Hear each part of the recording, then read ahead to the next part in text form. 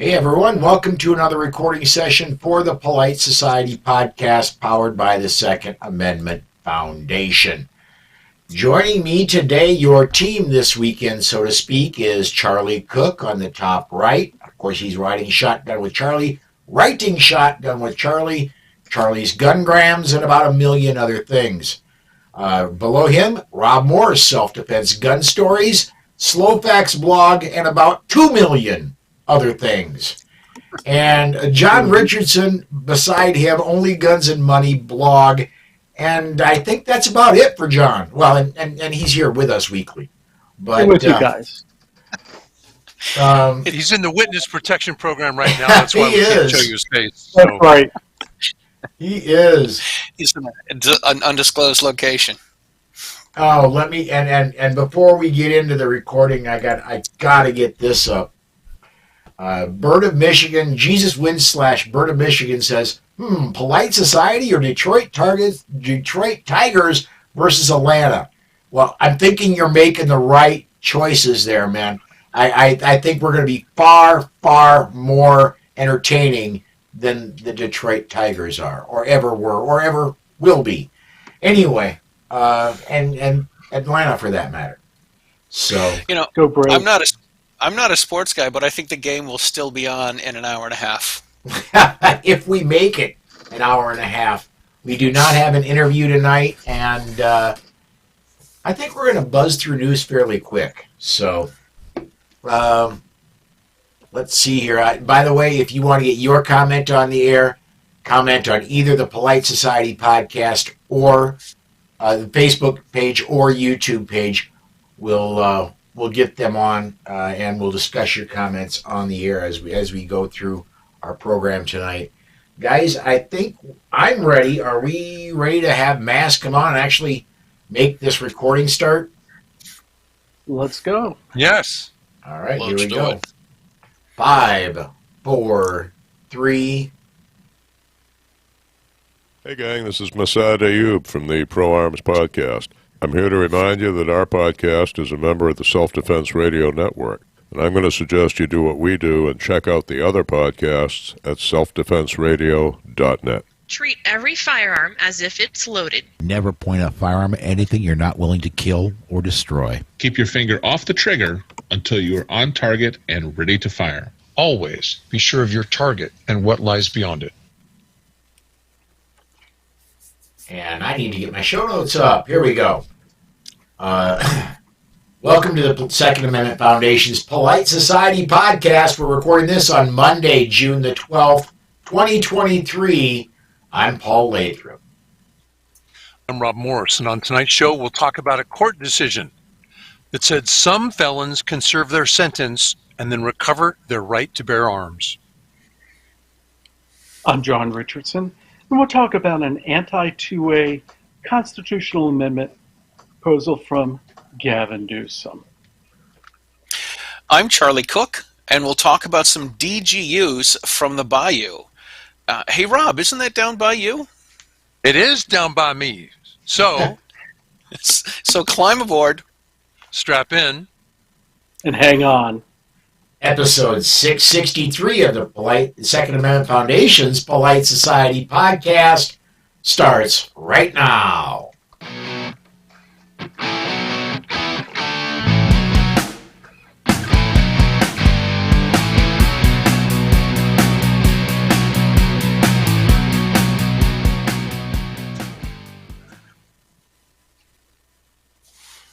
All right, we are back, and I've got a notice here that I'm apparently echoing really bad, and that should stop it. Yes, it did. Well done. All right.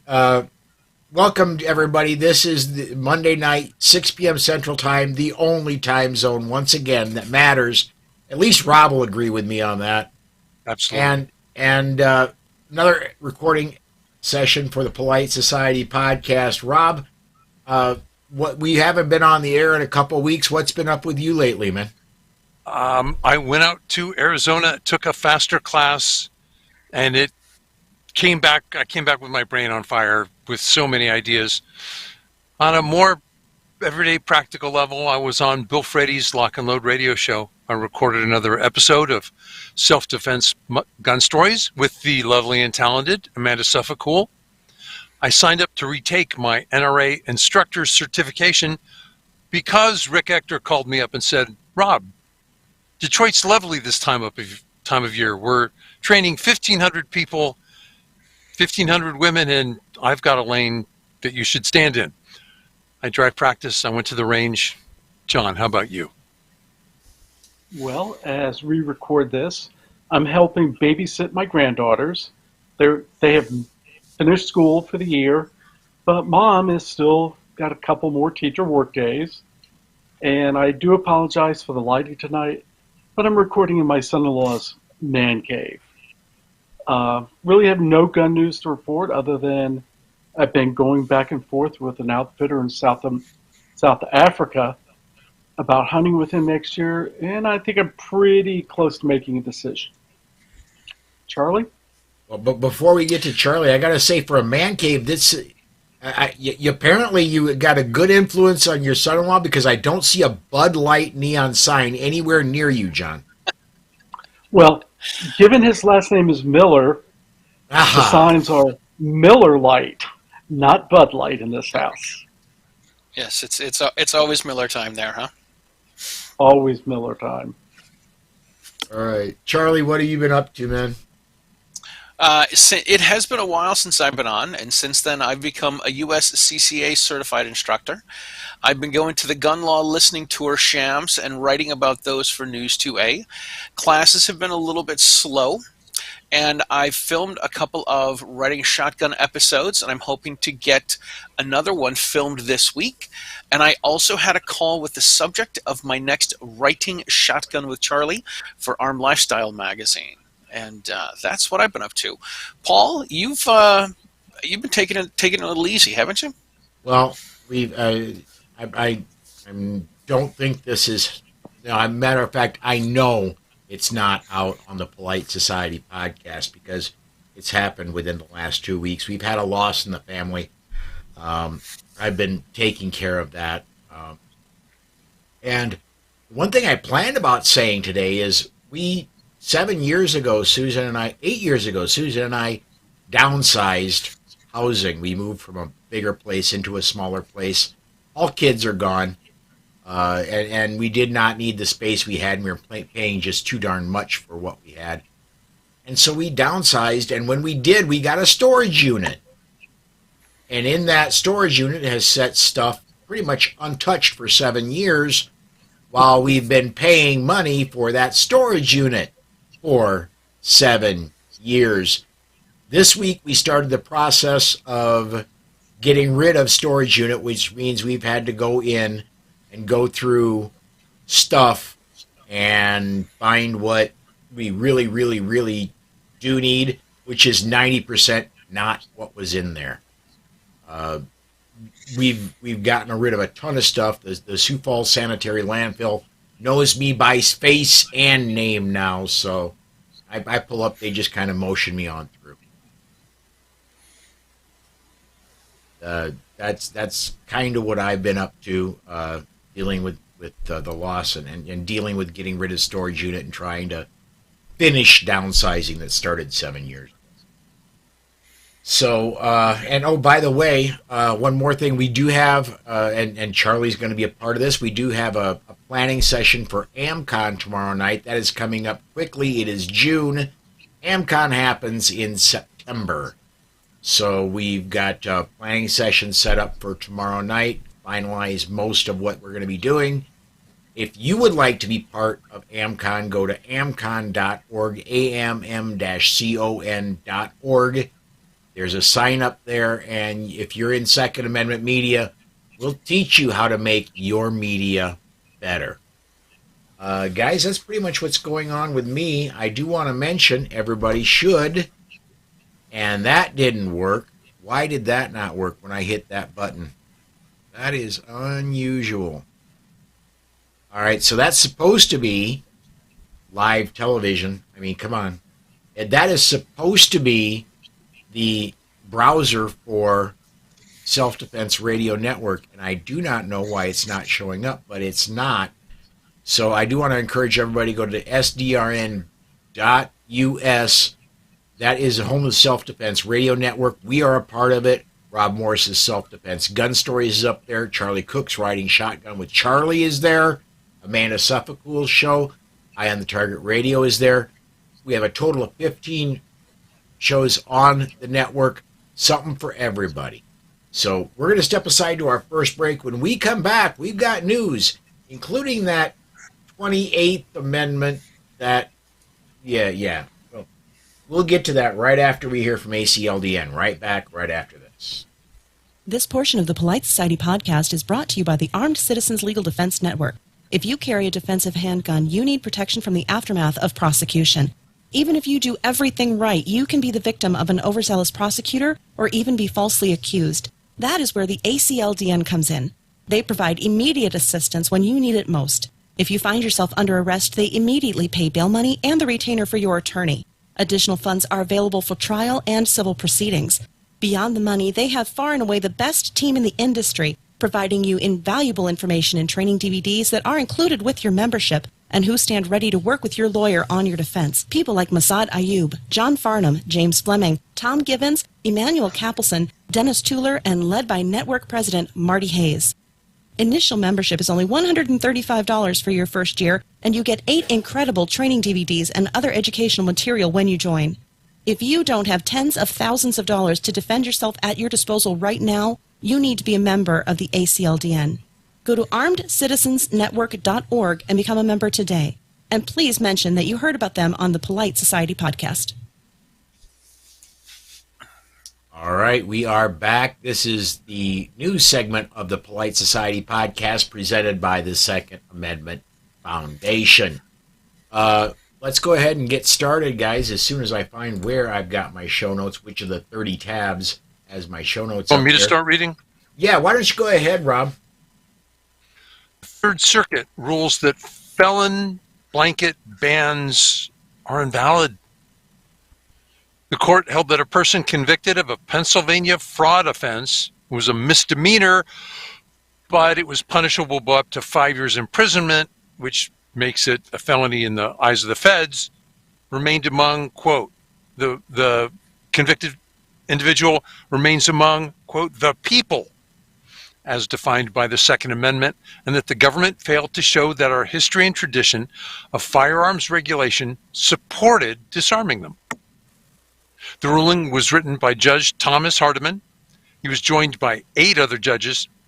The court found that the prohibition in the Federal Gun Control Act disarming persons convicted of crimes punishable by more than 1 year's imprisonment was unconstitutional. John, you have something to say?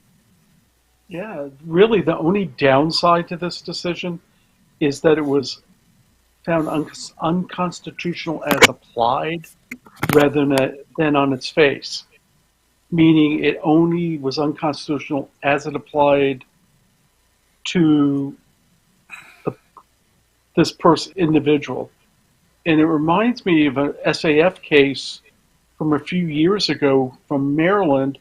The guy had got jumped, got in a fist fight, got 90 days suspended sentence, was a Navy guy, and when he went to buy a gun sometime in the 2000s, they said, no, you're banned. He had served 90 days, but in Maryland at that time, when he was convicted, he could have gotten more than a year in prison, even though it was a misdemeanor. Unfortunately, the Supreme Court did not take the case, and the Fourth Circuit, I think, had ruled against him. So, anyway. Rob, go. This means that the court will have to explore this issue again and again. We don't know which convicts can serve their time and regain their Second Amendment rights. We know that if you're convicted of a misdemeanor through, what was it? Food stamp fraud, which is what this guy was convicted of. And I don't even know how long he was actually. I don't know that he served any time. I thought it was just probation, which should matter here, right? Yeah, so the court's going to have to explore that. Charlie, you've got some ideas. I do. I think this leads right into the whole Hunter Biden. This leads right to the whole Hunter Biden of, is it possible for Hunter Biden to be able to possess firearms with all of the illegal activity he's done, from, snorting cocaine off of people's body parts to throwing a gun in a dumpster to the ATF, or I don't know if it's the ATF or the FBI, going and trying to retrieve their firearm or retrieve the 4473. So I guess my attitude is, if Hunter Biden can have his civil right to be able to possess a gun, there is no one in this country that should be forbidden from possessing a firearm. Well, and that it's not in show notes, but I was looking today, and David Cordrea had a interesting article.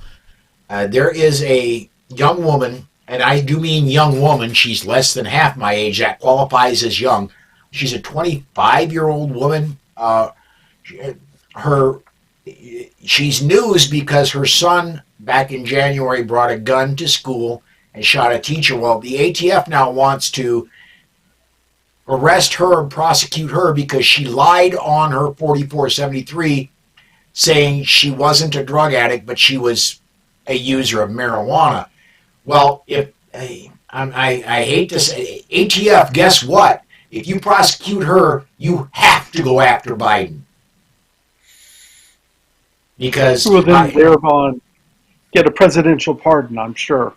Well, I'm sure, but I mean, the prosecution's got to be there. The Biden, according to Cordrea's article, from what I remember, I do not have the article in front of me, 3 days after buying this handgun was the picture that we've all seen on the media of Hunter Biden with a crack pipe, passed out with a crack pipe hanging out of his mouth. That was 3 days after he purchased this handgun and checked, no, he was not a drug user. Yeah. Paul, I'm hearing reverb again from you. You certainly shouldn't. Let me look here again. Why would there be? Well, I tell you what. Let's go ahead. Rob, you want to read that press release while I try to trace this down? And This is the story of abuses coming out of California. Governor Gavin Newsom, and we're not sure which billionaire put him up to it, proposed the 28th Amendment as a blatant attempt to eradicate Second Amendment rights from the Constitution.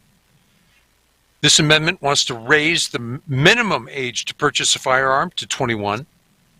It would mandate so-called universal background checks. It would institute an undefined mandatory waiting period after you bought a gun before you could take possession. His proposals also prohibits law-abiding citizens from purchasing modern semi-automatic rifles. Newsom claims that these are all common sense measures, but there's nothing sensible in this anywhere, to quote Alan Gottlieb.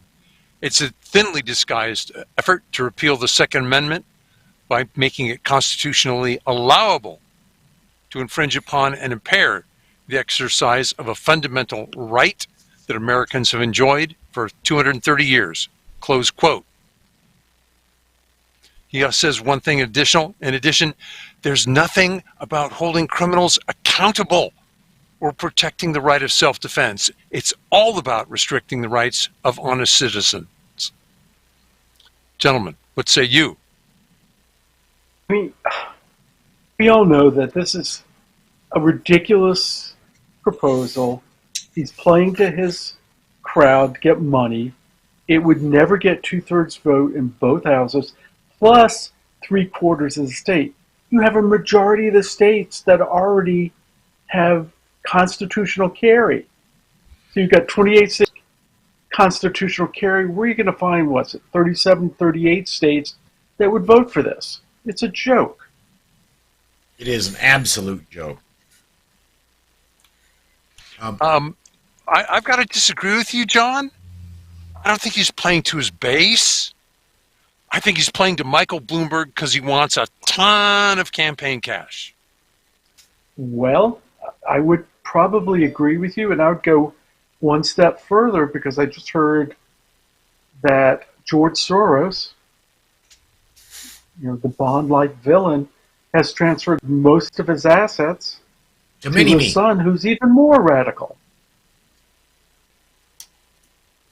Yeah, okay, so I can believe it. Yeah. So I take it back. Gavin is playing to his base, which are two billionaires. Yeah. Yeah, it seems... go ahead. No, I was going to get some comments in, but I'm going to wait for you first, Charlie. It really seems like he's doing that. If you're going to run for office, you've got to swing hard to whatever side you want to get elected on. You got to swing hard to the left and then get all the, all the support from the guys with the big checkbooks, and then you start to come back to the center and say, well, maybe we won't do anything about this, but we all know he totally wants to. But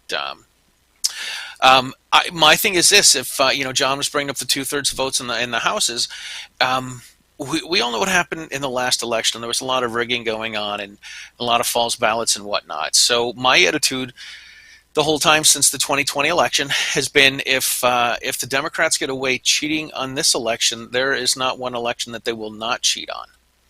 Right. Yeah, absolutely. Let me get some comments in here quick. Let me go to the first one I've got from Dana. Dana's the gentleman that writes up our DGUs. He says, I thought I heard Gavin wanted a constitutional convention for the amendment. He isn't paying attention to the other amendments those on the right would want to add. I'm going to say this. I, on Saturday, put out a competing 28th Amendment. I would like the 28th Amendment to be something like this. Any politician who speaks out against the Second Amendment would then be barred for life from holding any political office in the United States. Period. And it doesn't matter if it's a national, local, county. It doesn't matter what. If you speak out against the Second Amendment, you're gone. You're done for life. Period. After all that does, it doesn't directly infringe on their First Amendment rights, and it pays homage to the First Amendment, to the U.S. Constitution. Don't you guys think? Yeah. Yeah. Yeah, it's certainly interesting. I don't think anyone's got what it takes to have a constitutional convention and to pull something like this off, like any new amendment, like you name it for anything. I don't think anyone's got the staying power. I don't want to say the brain power, but I don't think they can focus long enough for something like that to happen. A constitutional convention sounds like this great, political founding father sort of a thing, but when you realize it's just a big fight, it doesn't seem so appealing. Yeah, they always have a booth at our local gun show, Convention of the States. That sounds great, but I'm kind of with the Instapundit. You just don't know it's a Pandora's box. You just don't know what you're going to get out of it. And it's usually probably going to be stuff we don't like. Oh, yeah. Oh, sure. Particularly from these guys. Let's remind everyone that Gavin Newsom is the one that in 2020, when all the lockdowns were going on, went out to this fancy restaurant in Los Angeles called the French Laundry and spent about $30,000 having dinner with his closest friends. None of them wearing masks. None of them were wearing masks. Even when he was at the Super Bowl the following year, he said his mask was in his hand, therefore he was wearing it. It's kind of like the new head of the CDC came from North Carolina. As I refer to her as Little Dr. Mandy. She hasn't had a license to practice medicine since 2012.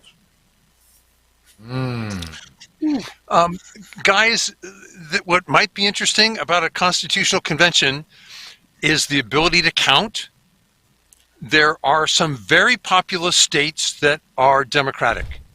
There are a large number of states that are Republican, not as heavily populated. So how is the Constitutional Convention, how are the delegates populated? By the state? Do they get to appoint the delegates? Or by each congressman, congressional district? I don't know. Those sort of details will matter a lot. Yes. In fact, those details will determine the outcome. John Petrolino says, the more I cover and learn about the Second Amendment, the more of an absolutist I become. Welcome to the club, man. Yeah. Yeah, I completely agree with the Penn Patriot there. The more that I become a gun guy, the more I feel less tied to a political ideology and more about, hey man, let people be and let them be free and let them be a libertarian. And if you want to do something with your life, do whatever you want to do as long as you don't harm other people. Dana came in with a comment saying, 2 standards of justice. One for the right and one for the Bidens, Hillary's et al. Yeah. Yeah. Oh my God! Staying right with that theme, I saw some video on Instagram this week. It was just an amalgamation of videos of the media railing on Trump for. Saw the same thing. Yeah, and then they got a picture of Biden tripping and falling. But from a week and a half ago, you're like, wait a second, nobody has anything to say about this. I want to get to a couple more comments here real quick, if I could. Charlie, different Charlie, Charlie Delano says, Gavin needs to walk around San Francisco and Oakland with no security, and look at what he did. Yeah. And then Spartan 6, I think, is kind of thinking along my lines. Any politician who enacts a gun control measure that flies in the face of the 2A must from that point on live without any personal armed protection for themselves and their families. Mm-hmm. Same. Yeah, go ahead. Same vein of thought there, yes. Yeah, after I became a gun guy and started to pay attention to all this stuff more, you pay attention to the actors that are willing to use firearms in movies, but then turn around and say you shouldn't have any firearms. And I want to say I saw some article that said, I believe it was Dustin Hoffman was anti-gun. He used a couple guns in early movies, and then after that he didn't use any guns, which, letting people be people, I respect that. If you're going to be against it, be against it. But if you're going to be against it and then turn around and use them to make money, I mean, what does that make you? So yeah, if you're willing to say people shouldn't have guns, and then you say, well, you know what, I'm going to turn down Secret Service or private protection, then okay, rock on, man. But yeah, that would be great if people actually did that. Let's go ahead and go on to our next one. John, I think you've got this one. Yeah, I do. Most Tennesseans want authorities to focus on arresting dangerous people rather than confiscating weapons from those deemed mentally ill, according to a new poll that comes as Republican Governor Bill Lee pushes for a variation of a red flag law following the Covenant school shooting. 2/3 of those surveyed want current laws to be enforced to remove dangerous people from the public rather than passing new ones that would leave them in the neighborhood. This is from a poll by Coefficient Poll that was shared exclusively with the Daily Wire. Governor Lee has called for a special session in August to pass his gun legislation, sparking debate within the Tennessee GOP, which is made up largely of staunch pro-Second Amendment conservatives. Lee's office attempted to assuage conservatives' fears, telling the Daily Wire that the governor's proposal it's different from red flag laws passed by other states. Mm-hmm. Rob? Yeah, I just wrote about it. It's on my blog. Red flag laws don't work to stop mass murderers.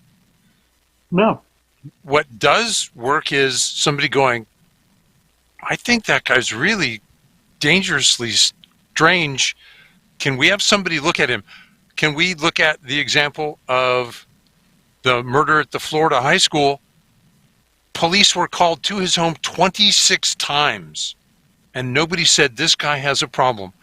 We let him down. There needs to be a mental health component that says, you can't be let in society. You're too crazy. You're going to do something that's going to hurt you and others. And in this case, the murderer said, yeah, I should have killed myself because this was crazy. Please, gentlemen, I'd love to hear your comments on this. Well, look how many terrorist events have happened in Europe where the weapon of choice was a car, a truck, or a bus Right. running down people at a holiday fair or pedestrians on a bridge. Yep. It doesn't take a warped mind to come up with many other ways to kill or maim or injure people. It is what it is. Unfortunately, it's the dangerous person, not their tool. Absolutely. I actually tried writing a story on this as well that I think is going to be coming out. My point was interesting that there were more people that supported the red flag bill until they read it, which sounds a lot like let's just pass it and see what's in it later. Yeah. Then they actually read the bill and said, hey, no, that's fine. They actually read the bill and said, hey, this is, in the words of Amanda Suffolk, this is a crock of cheese. Yeah. And it's done in reference to the Covenant school shooting, where we still do not have the manifesto or ramblings or whatever from the killer. I have I've become a member of the Tennessee Firearm Association, and I've been listening to their podcast. Their podcast is really their president, John Harris, that does radio interviews. And he's been talking about how there's some sort of a deal that's going on between whoever, I think it might be the family that has the manifesto. Somehow they're trying to say that the children should be able to, I don't know, have the manifesto or have some stake in this. I don't know. The children are somehow supposed to be involved in this and get something out of it, but their parents are not supposed to get something out of it, and it seems like a big poop show. Yeah. We do have to point out, having just come back from a class that trained armed first responders in schools and churches. Hang on just a second. Let me, because this comment just tees you up. John Petrolina says that survey also showed strong support for Lee's hardening of schools. Rob just did a faster course. Care to share about it, Rob? Yes. What this new idea is a decade old. After the attack at Sandy Hook, Connecticut, teachers, principals, school board presidents called up their sheriff and said, I want a deputy in school. I want him in every hallway. And the sheriff said, wish I could. Where do I find the guys? And then somebody in the sheriff's office said, okay, Mr. School Principal, you know that you've got 6, 7, 8 people in your school who carry everywhere else but at work. Because when we asked the headshed, the brain trust that studied school resource officers, they said that it is only the assets that are on campus when the shooting starts that are relevant, because by the time anybody else gets there, it's 15 minutes too late. And then you have a horrific body count. Faster's the result. 300 school districts. How many? 2 million man hours of instruction with armed school staff. By the way, one thing I learned, we call them armed teachers. They're not. Only about 44% of Faster's, the people trained are actually teachers. The others are drivers, janitors, all kinds of other school positions rather than classroom instructors. This the Covenant School was a gun-free zone. Yeah.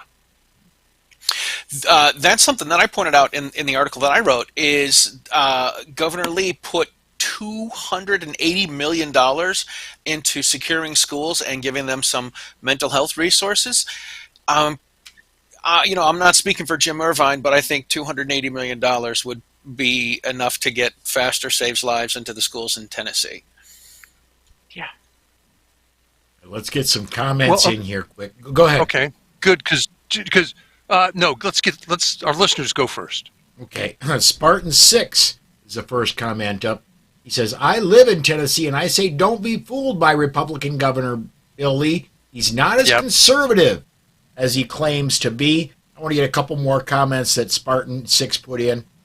He says, he still refuses to remove the status of a person cannot carry a gun with the intent to go armed. Supposedly Tennessee has, and not supposedly, they have permitless carry. However, they do still have that law where you're not allowed to go armed with the intent to go armed. And then he followed up one more from him. The family of the shooter wants to get the manifesto and keep it from the public so they can hide it. And last comment for right now, C&T Designs and Arms replied to that with, they probably just want to get money for it. Which I think maybe actually, according to the old phrase, follow the money. There you go. Yeah, absolutely. So Spartan 6's first comment actually sounded like it was going to be some Dr. Seuss sort of a thing. Yes, I noticed that. Right. It's got a little bit of a rhyme and a pattern to its. I wondered if he was going to keep that on for a couple of posts, but he let me down.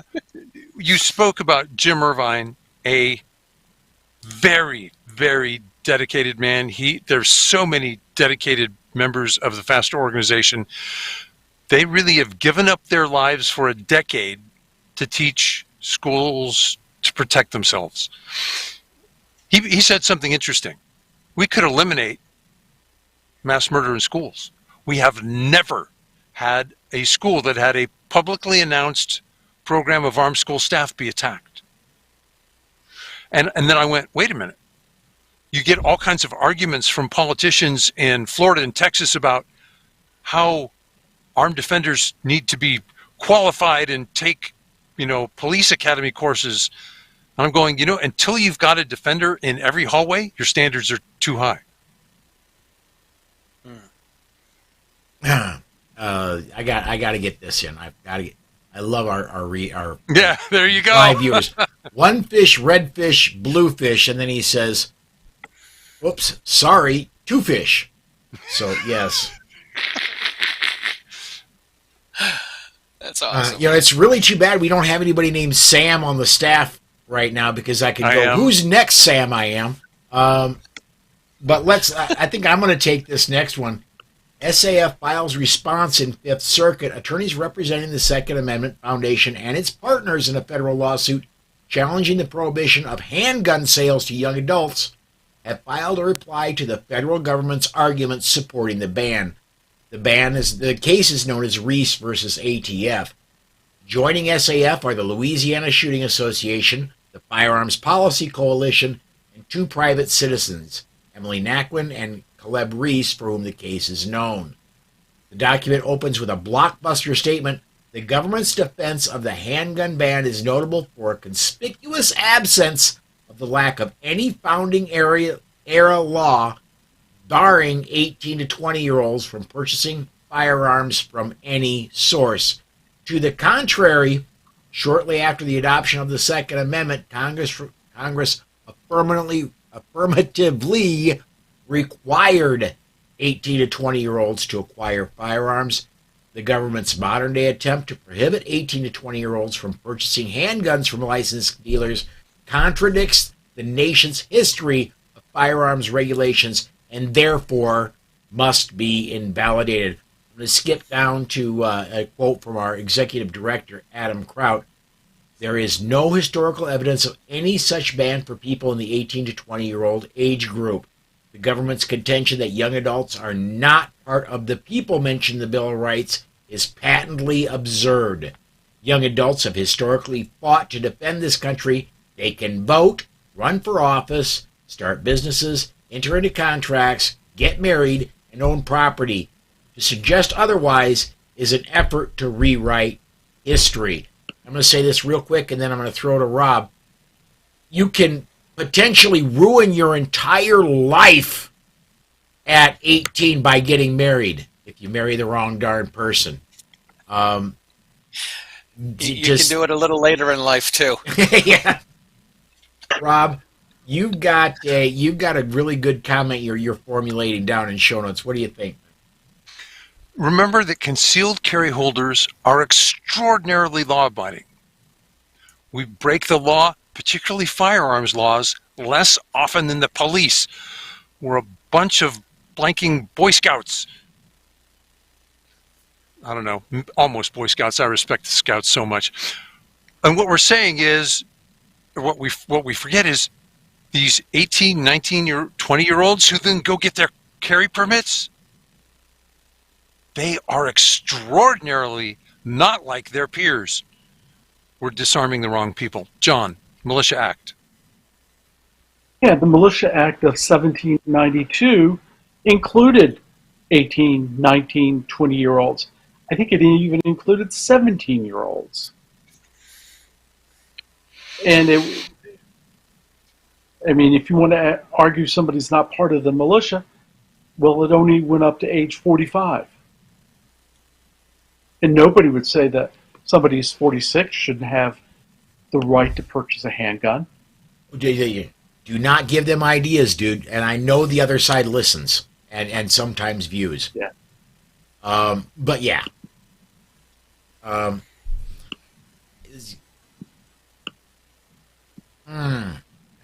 gonna get a couple. Sorry, these are just too good. We're gonna go back to the previous story for these comments, but I gotta get these in. This from well, it says Restream Bot. It was John Petrolino's comment over on Facebook. Says boomfish compared, one fish, two fish. Right, boomfish, right. And then CNT, and then Spartan 6 replied, I use dynamite to fish. Does that count? And then one more, CNT Designs and Arms. I teach welding at a college and I want to be armed while I'm teaching. Carrying concealed, my students would never know. I have to be extremely careful here. As being an employee of the Second Amendment Foundation, I cannot and I will not promote doing anything illegal. However, concealed does mean concealed.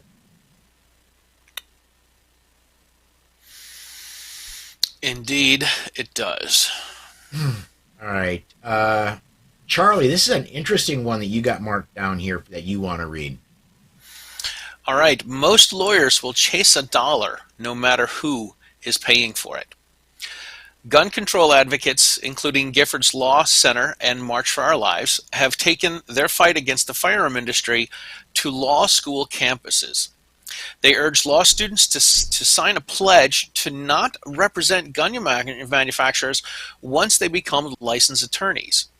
While these activists argue that law students can play a crucial role in combating gun violence, critics contend that this approach dismisses a constitutionally protected industry and potentially undermines individuals' Second Amendment right to bear arms and the Sixth Amendment right to counsel. The Giffords Law Center and the March for Our Lives have created an online pledge on Giffords' website for law students to sign. The pledge aims to encourage law students to recognize the potential consequences for representing the gun industry and dissuade law firms from accepting such clients. The advocates argue that by refusing to represent gun companies or gun lobby groups, law students can contribute to preventing gun violence and creating lasting change. Opponents of these initiatives, including the National Shooting Sports Foundation, criticize them as a mere publicity stunts and accuse gun control groups of engaging in what they call lawfare. Larry Keane, the foundation's senior vice president and general counsel, argues that these efforts reflect a, quote, woke ideology, end quote, and a desperate attempt to advance an agenda failing to gain traction. Critics further express concerns about the potential infringement on the Second Amendment right to bear arms and the Sixth Amendment right to counsel, suggesting that targeting the gun industry and discouraging legal representation may undermine fundamental legal principles. Are there such a thing? Isn't that like a lawyer's scruples? I've heard of those. I don't think any have ever been found. Careful, man. This is a PG-rated show. I don't know that we want to get into a lawyer's scruples. Yes, okay. I'm pretty confident that the Federalist Society members will happily supply lawyers for NSSF. John, what say you? Well, I think we need to keep in mind that big law is already anti-gun. I mean, they provide too much support with pro bono lawyers to the gun control industry. I mean, you see these cities being sued for their anti-gun laws. Well, some big law firm says, we'll take the case as pro bono. But they would make the Second Amendment Foundation, Firearms Policy Coalition, NRA Civil, Legal Defense Fund, whatever, pony up. But, we'll take care of the gun controllers. Charlie? If they're telling people that this is what they need to do, this makes them a bully. And since they're signing up online, I think this makes it cyberbullying. There you go. Good point. Right? Like you can't. Fortunately, it's not that many law firms. And this is a pledge. This is not a contract. This is totally non-binding. These people that signed this pledge could pass the bar, get their license to practice, and the next day they could go sue the state of Illinois, which I highly encourage. They could go sue the state of New York, which again I highly encourage. Let me get to a couple comments again here.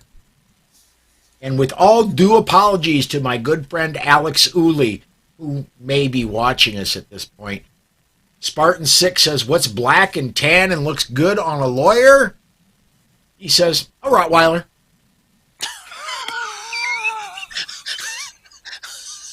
Or a German Shepherd. Or Doberman.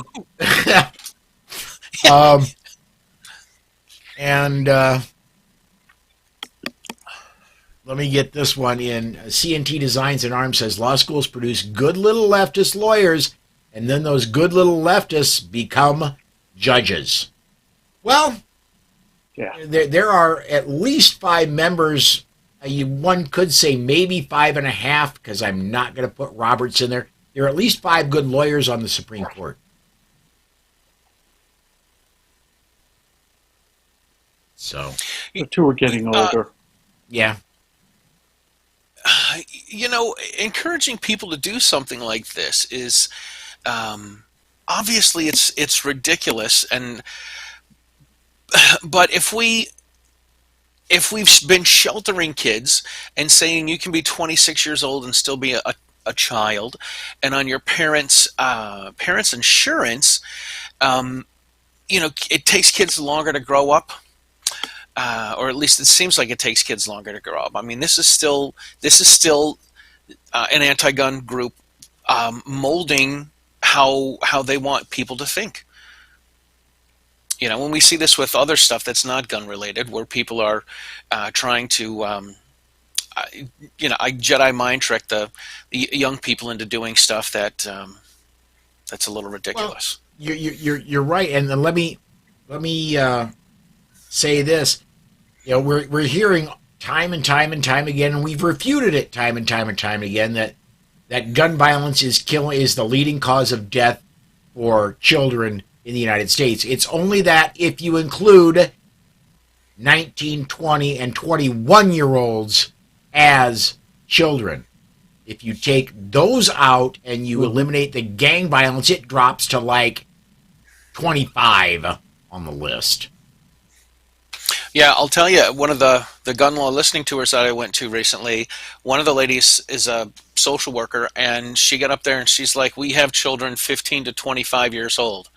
And I had that, like, that record scratching. What? Children 25 years old? Yeah. Yeah. You know, this all makes me think about Churchill.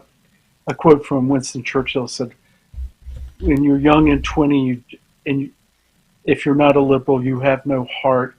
But if you're 40 years old and you're not a conservative, you have no brain. Yep. In my case, Okay. they can sign this, but they grow up and then they say, forget this crap.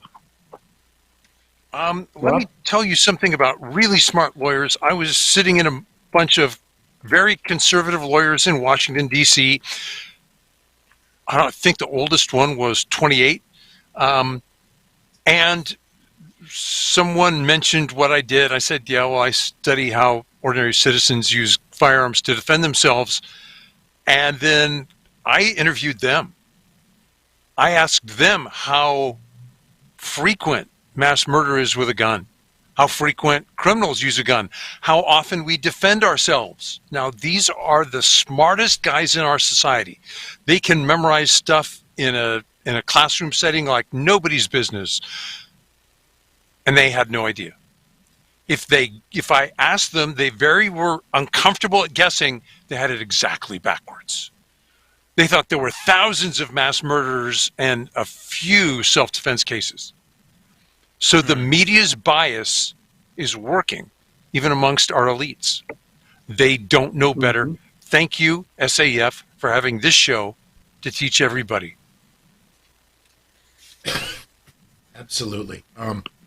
Rob, this next story is out of your old stomping grounds. You want to take this one, bud? I do. As one California refugee, I'm happy to report on this. U.S. District Judge Roger Benitez ordered the government of California to pay more than $550,000 to 4 different law firms. Those law firms represented multiple gun rights organizations. The money is restitution, read attorney's fees, for successfully challenging the state's Second Amendment fee-shifting law. That law would have made plaintiffs and their lawyers financially responsible for all of the state's legal expenses if they challenged a California gun law and didn't win on every single claim, even if they won on every other claim. Let's take an example. The Firearms Policy Coalition, one of the victorious plaintiffs, said the law was intended from the onset to chill the exercise of constitutional rights by threatening to bankrupt those who sought to protect them.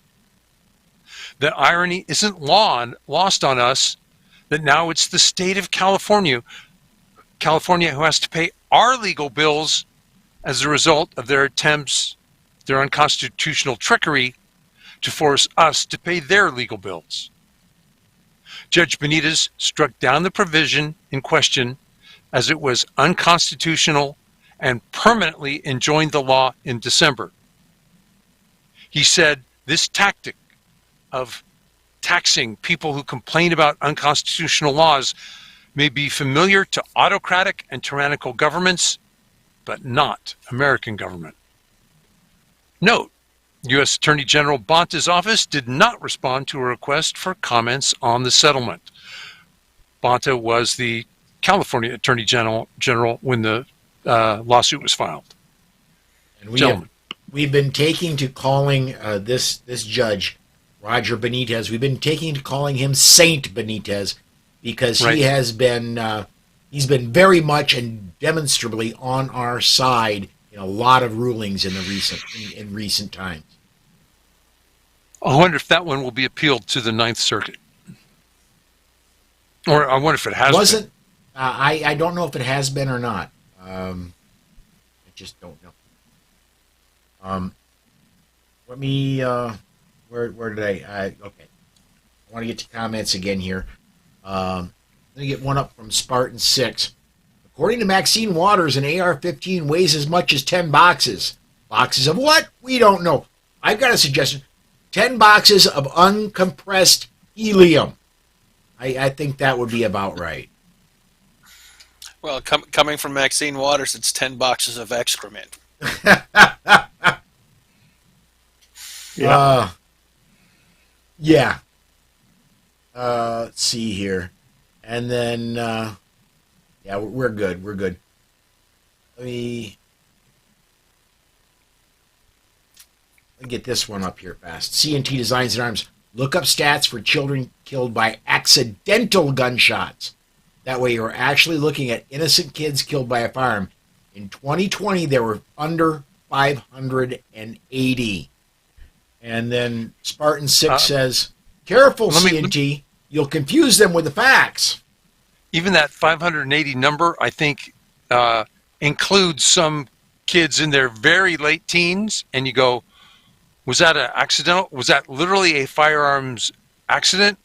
Or was that gang activity? So it's, yeah.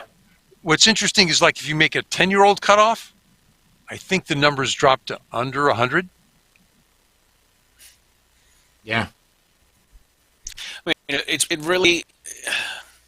really much ado about almost nothing. Not that we want under 100 kids to die from an accidental discharge or negligent discharge, but they're inflating the numbers. Yeah. This is absolutely important to our conversation. CNT Designs and Arms said those were from 0 to 19. Interesting. Okay. But, yeah. So what was it? 0 to 14, 0 to 13. CT, I'm not arguing that that's what the CDC might have collected. I remember there were some, was it National Institute of Health stats where I could go and look at accidental deaths by age, click the firearms button, and I was surprised at how quickly it fell off. Yeah. We got one more news story. Again, big shock. We're way over on news, but John, let's get this last one. Pritzker's and his cronies in Illinois are getting into it again.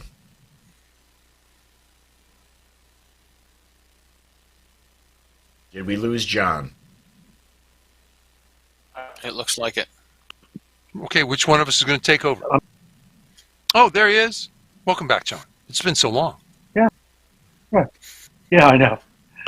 Okay, Illinois had a Tolerable Act, HB 3062, which was recently signed. Under the provisions of the new law, residents challenge the constitutionality of any Illinois law are now forbidden. And he's freezing He's up. Breaking up. John, if you can hear us, we're gonna pass this one off to Rob because you're breaking up really bad. Okay. Illinois is asking the impossible if you want to sue them.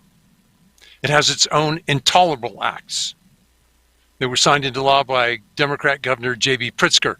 Under the provisions of the new law, Illinois residents who want to challenge the constitutionality of any Illinois law are forbidden from bringing a court challenge in almost all the counties because Democrats who are in charge of the legislature aren't happy about downstate judges putting a halt to their unconstitutional laws. It says that there are only two counties, Sangamon and Cook, where you can challenge the state's arguments.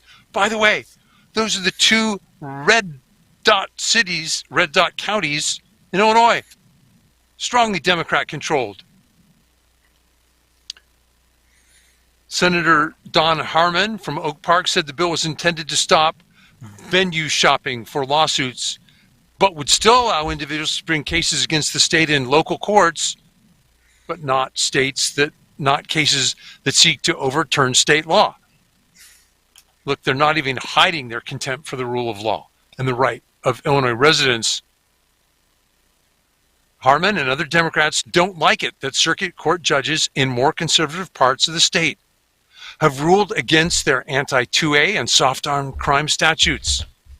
And they're playing keep away to keep our protests from reaching the courts. Charlie, talk to me. I'm going to say that only allowing people to bring the state to court in certain counties is it is exactly venue shopping. Yeah, thank you. This is I think they call it projecting, right? You can't venue shop, but you can only bring them to these to the courts in these counties. Hello. Let's see. You don't want to run the risk of the outcome not coming in your favor, so you don't want to do it in some place where that might happen. Let's only do it in places where we know where the outcome's going to be. Right. Well, and well said. It's very fortunate the state does not have the ability to say where you can file federal lawsuits, because if you are anywhere in the 7th district, I believe Illinois is in, it's either 6th or 7th, I think it's 7th. If you're anywhere in the 7th U.S. District Court of Appeals, you can file a lawsuit and sue the state of Illinois.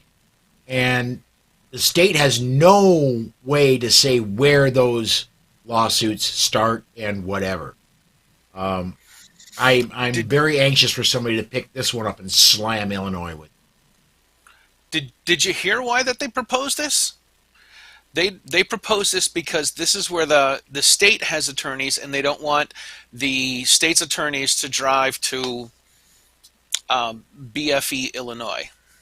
Yeah, they don't want that poor district attorney up in Chicago to have to go all the way 70 miles south to Kankakee. You know, dude, Kankakee's only 55 miles south. I used to live there. Well, okay. They don't want to go down to Marion. There you go. You know, at the very tip of Illinois is Metropolis. Yes, been there many times. Many times. You know what's so fascinating? We're saying, yeah, our lawyers don't want to go very far from the capital and from Cook County. But yet people who are a long way from Cook County and the capital are governed by people who won't even come visit to see how their laws have an effect.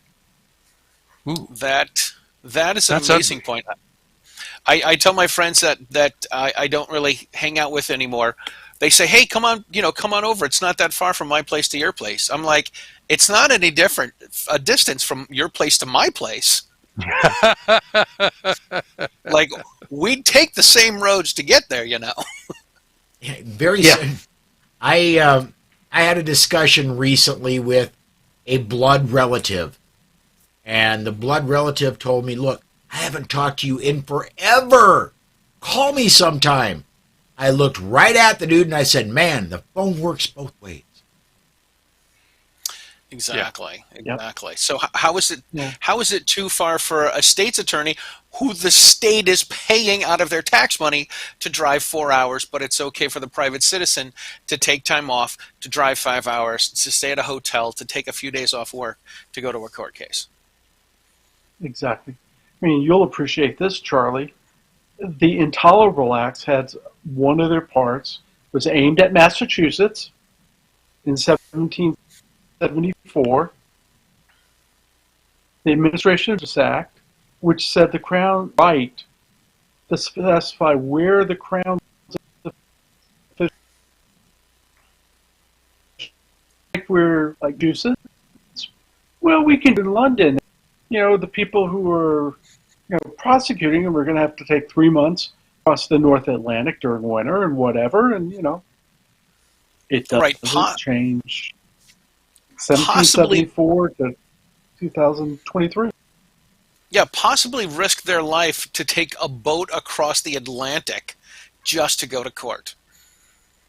Well, now to be honest, have you traveled south on Interstate 57 lately? You're also taking your life in your own hands doing that. I believe it. Let's do this, guys. Let's go ahead. And John's breaking up again. Let's go ahead and take our next break. We're going to get to our DGUs. And when we've got two, count them, two out of New Orleans to get to, and plus one out of Georgia. So it's all Southeast today for the DGUs. We're going to take a break. We'll be right back, folks, right after we hear from our sponsor. Right back right after this. This portion of the Polite Society podcast is brought to you by The Complete Combatant. The Complete Combatant is designed for a broad base of citizens that range from students that don't own a gun on up to advanced students that train often. The Complete Combatant offers several different courses that build upon each other, from avoidance, using verbal commands, and preparing for contact, lethal versus non-lethal decisions, your 911 call, interacting with the police, to even dealing with the legal system in the aftermath. The Complete Combatant courses are a layered approach for all levels of experience that will walk you through all the many stages of decisions while developing a game plan tailored to your skills and your everyday carry. Please visit www.thecompletecombatant.com and make sure you mention this ad to receive 15% off. Again, that's www.thecompletecombatant.com and mention the ad for 15% off.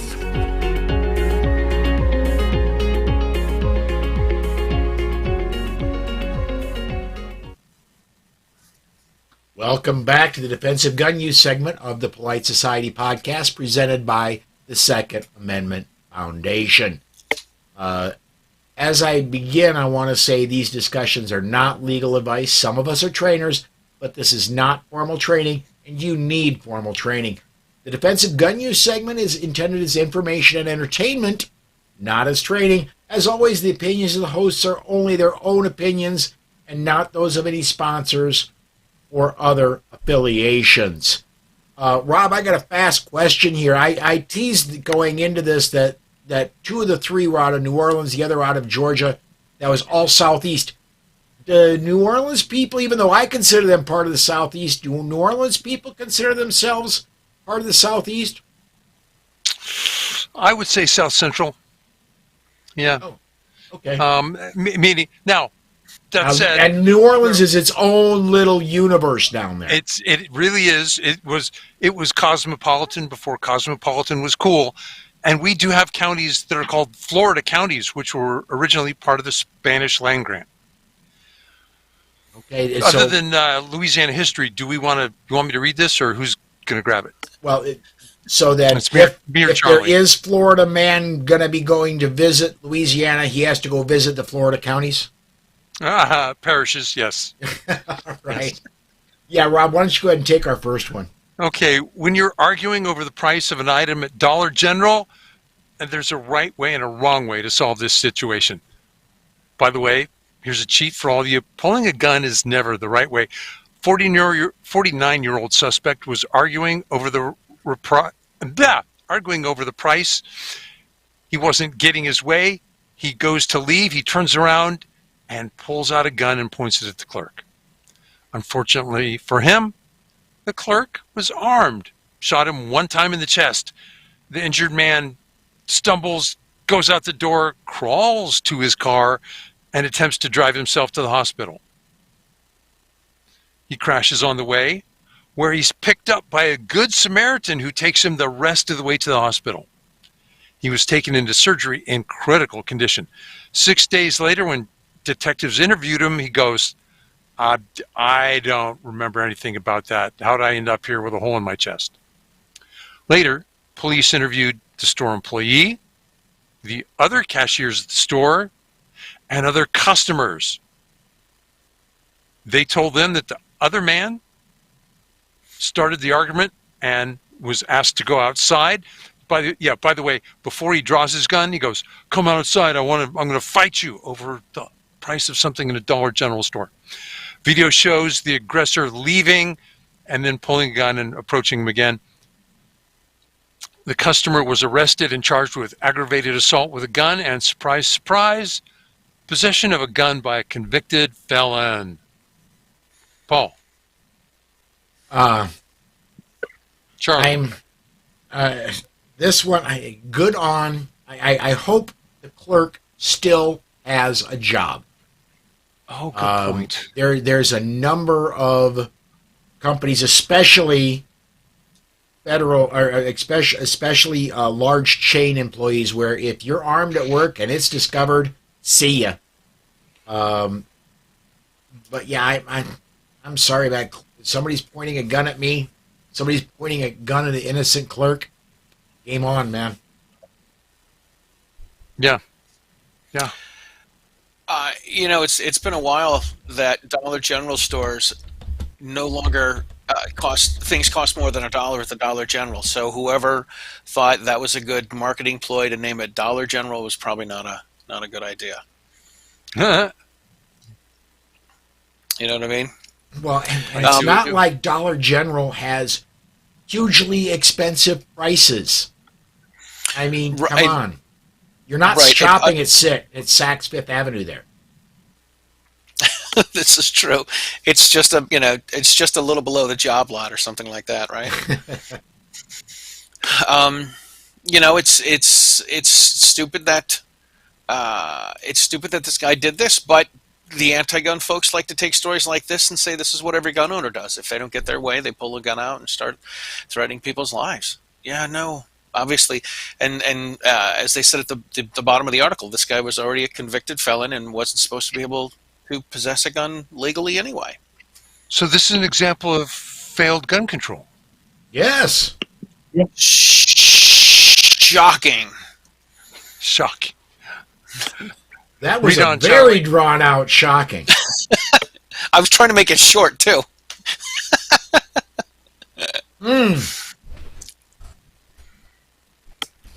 All right. Let's see. Charlie, I think you got our next one out of Nolans. Yes, the next one's out of NOLA. At 6:30 a.m., a driver, when he noticed two men with their faces covered, pulling on the door handles of nearby vehicles. The pair were being followed by a black SUV. One of the pair was armed with a gun and walked over to the man's vehicle. He pulled on the man's door handle. The man, fearing for his life, shot the suspect, then scrambled out of his vehicle and tried to escape to a nearby home. Other suspects began shooting at the man. He was hit in the leg as he was trying to escape. The other man was later transported to the hospital to be treated for the wound. The suspect was shot by the suspect shot by the man at the hospital shortly after arrived in a private vehicle. The 18-year-old was treated and arrested and booked with attempted burglary, aggravated assault with a firearm, and being a principal to an aggravated battery. There no word on his compatriots. I'm going to jump in here. The only thing I'm going to say about this one is, okay, you open fire on somebody who's trying to get into your car. We can debate whether that was a good idea or not. I'm going to say do not scramble out of your car and try to make it to a nearby house. I'm going to say get that car in gear, start it if you have to, but use that car to escape. Get the heck out of there. Mm-hmm. Yeah, absolutely.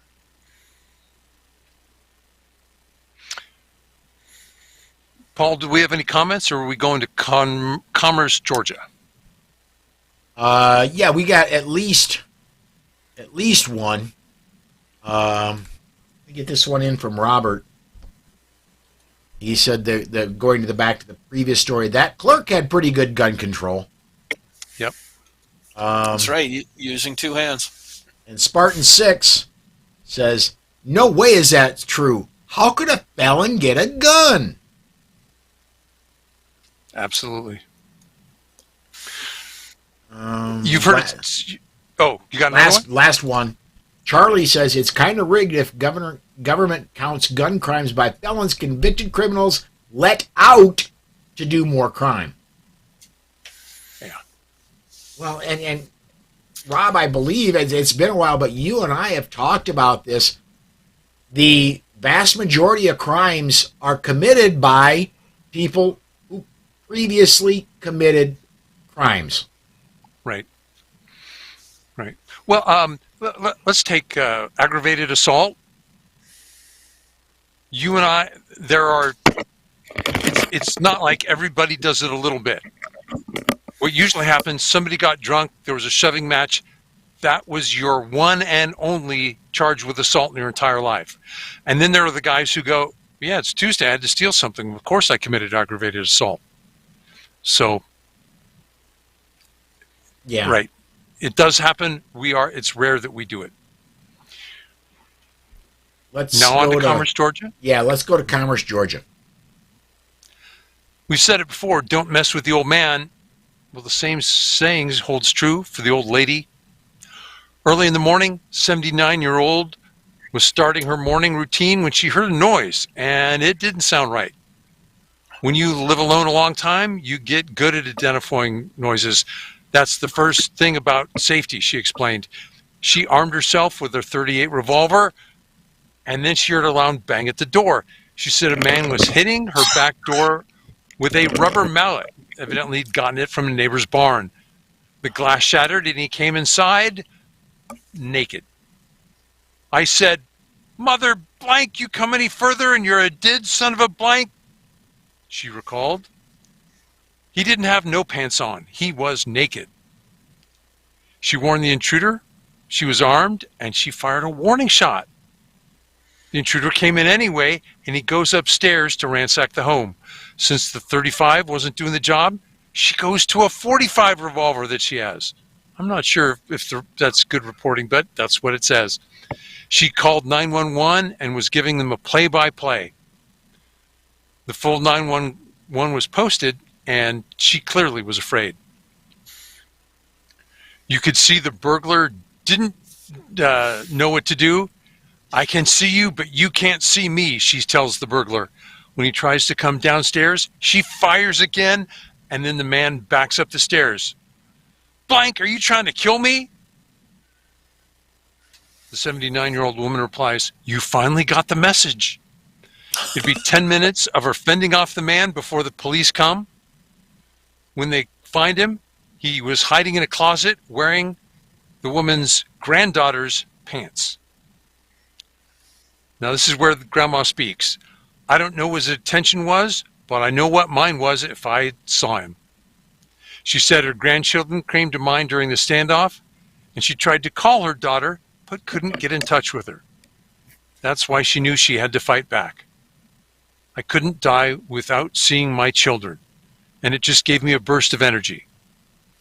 She hopes to never use her gun again, but she says, "I'll do it if I have to." Gentlemen, what say you? As you're reading through this, I want to get to the point in the story. You read it correctly, Rob. You read it. "He didn't have no pants on. He was naked," she exclaimed. As I heard it, I heard, "He didn't have no pants on. He was naked." Is how my brain translated. And you're not wrong. That's probably a lot like what the 911 call sounds like. So she got a .45 revolver. Is this a .45 long Colt? I don't. Maybe. What's Could she be, doing right? with a .45 revolver? I mean, is it Single action army. Maybe. Like, is it? Ugh. What's the Jerry Mitchell revolver that shoots .45s with the moon clips? Yeah, that's a special. Right. Probably not that. Is not what she had.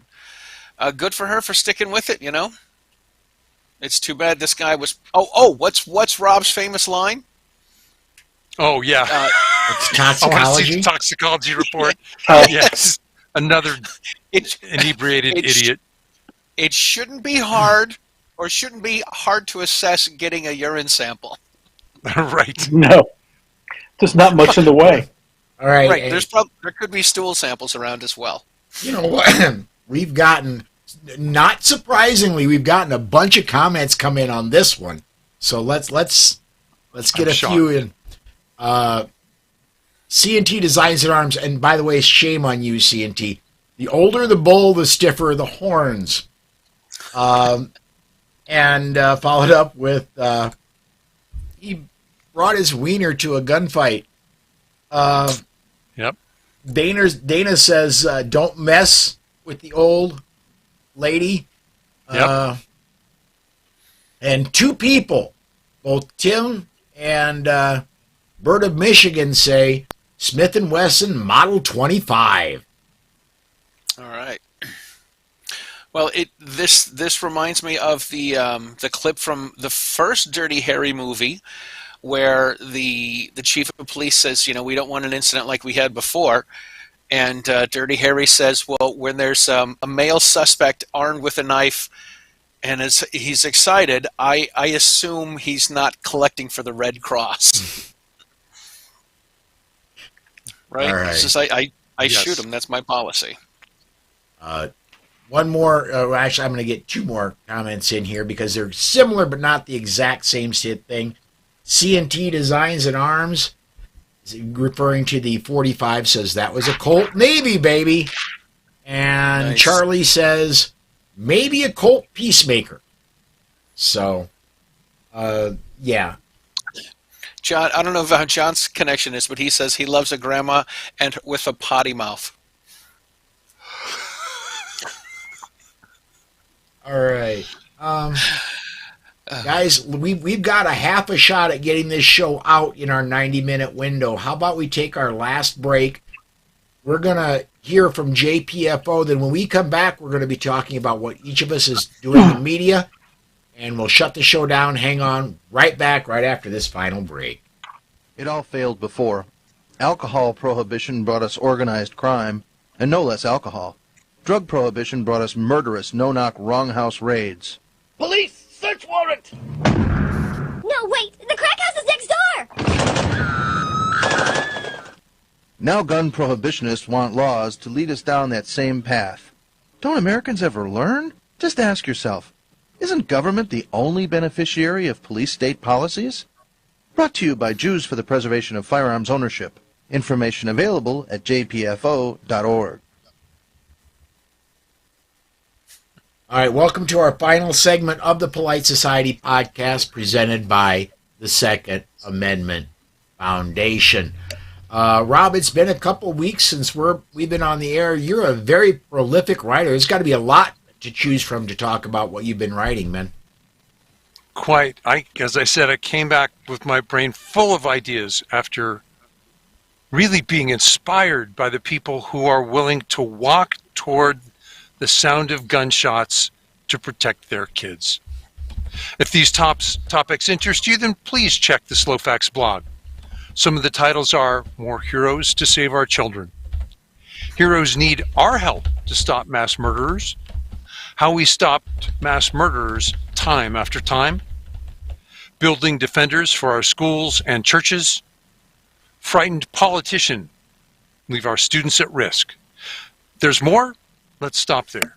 My articles are at Clash Daily and the Slowfax blog. John, you've been busy at No Lawyers, Only Guns and Money. Yeah, I've had a couple of posts up regarding D-Day and the aftermath. It was in the Battle for Normandy that my sister-in-law's father was wounded. He recently passed away at age 102, and they actually recovered shrapnel that had been in his hand since 1944.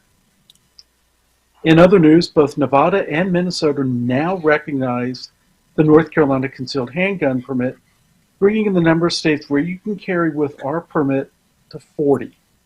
Finally, as we mentioned in the news, polling shows that Tennesseans recognizing that it's more important to remove dangerous people than to remove firearms. They understand a dangerous person is still a danger to themselves and to the community, even if their firearms are removed.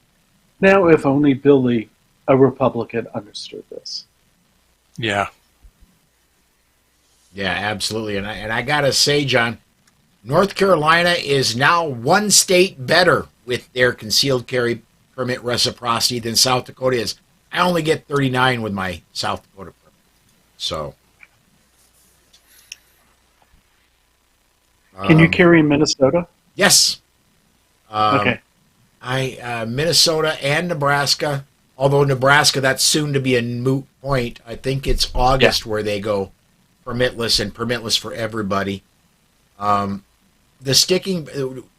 the sticking point had been North Dakota, believe it or not, but they are also going permitless for non-residents going forward.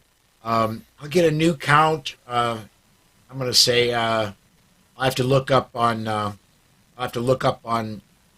handgunlaw.us, but I still think we're at 39 because of the great expanse of the Northeast. So, Yeah. all right, Charlie, what's going on that you wanna promote, man? All right. Well, I have a new episode of Riding Shotgun with Charlie coming out tomorrow. The passenger on my show is Jose Morales. He is from Philly Firearms Academy, obviously in Philadelphia. It was a lot of fun to get together with him. I've known his name for a long time, and I met him last year at Rick Ector's event. And I heard his name, and I'm like, wait a second, I know this name, and it hit me that I recognize it. So that's coming out tomorrow. You can find it on YouTube and in podcast form. News2a.com is putting out some of my gun law listening tours. I actually just got a notification. They put out an article I wrote that was a swatting incident a couple weeks ago, and it turned into an accidental discharge by a police officer. So my point with that article is that police officers do make mistakes, even though the anti-gun folks like to say they should be the only people to have guns because they're highly trained, but my point is they make mistakes as well. And that's what I got. I'm going to have another article on News2A about the stuff going on in Tennessee as well. So you're saying that police are human as well? They're not superhuman? I know this is shocking, and what's even more is that not all cops are gun guys or gun gals. They sometimes shoot once or twice a year when they have to do their qualifications. Mm-hmm. Mm. So this whole thing about the anti-gun folks putting the police on some, I hate to say on some sort of a pedestal, not that they don't need to be on a pedestal, but assuming that they're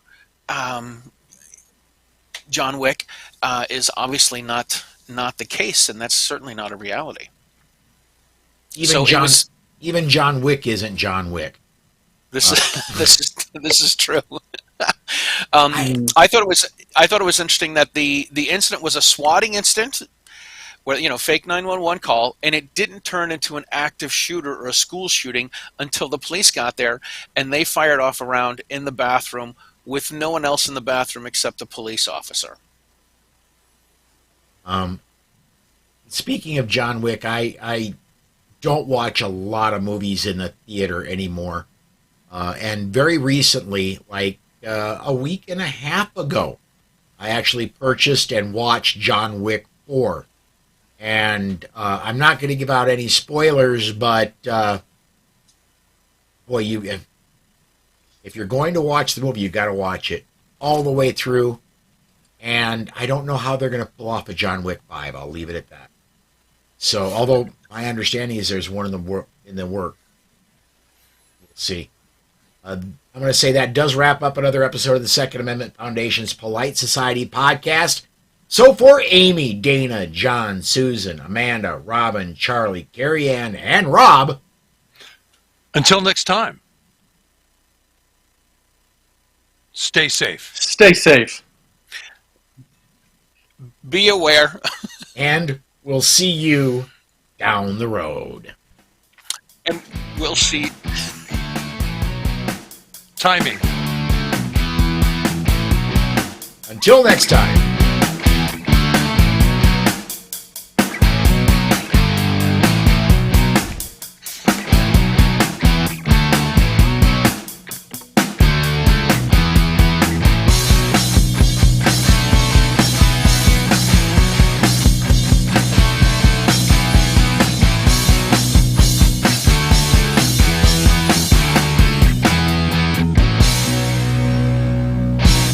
The views and opinions on the show you just heard are those of the host and the guest and are not necessarily the views of any sponsors or other affiliations. But hey, not everyone is as smart as we are. All right, we are done recording. I've got to get this comment in because it's John Petrolino. I hear Charlie had a new article rolling out about a swatting incident in Massachusetts. He's getting in on the...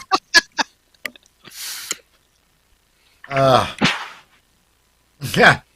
And this is bad news. Dana says, Charlie has no rhythm. That's bad for a musician, man. Mm-hmm. Yeah. Look, I'm just following my students. All right, everybody who's watching, that's going to do it. We're not doing a post show. I've got to get ready. I've got to go meet my wife here in a little bit, who should be getting off work here very soon. I will say this. If you want to meet my wife, if you want to meet Susan, get to Detroit the end of July. If you want to meet Rob Morse, get to Detroit the end of July. Go to Rick Ector's Women's Training Weekend. Charlie, are you going to be there again this year? I don't think so. In July, I've got to go down to Virginia for a few days and then out to Denver for a few days. So I eventually have to make some money to pay for these trips. Okay.